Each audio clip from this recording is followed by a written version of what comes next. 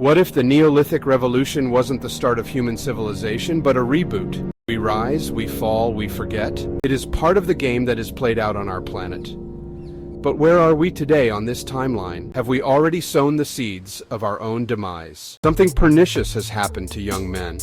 They were disproportionately affected, or should I say their brains, by the explosion of vaccines required to go to school, especially the ones given between 1989 and 2003, which were loaded with mercury, which makes up half of the adjuvant called thimerosal. Mercury impacts males more than females because testosterone increases mercury toxicity. So, the first red flag I noticed about 25 years ago were the math scores of male students dropping like a lead balloon on one end of the spectrum, and the autism rate exploding on the other end. When I went to medical school in the 70s, the autism rate was 1 in 10,000. Now it is more like 1 in 12 boys in California. In 2004, I was invited to address a congressional committee on the matter, and off the record I was told by a government official that everyone in the upper echelons of government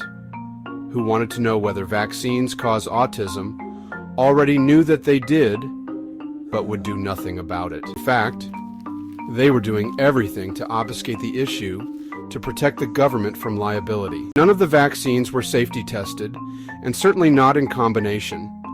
But vaccines became the sacred cow of the medical cartel, and you see where that got us during COVID. It allowed a democide to take place, the full impact of which has yet to be felt.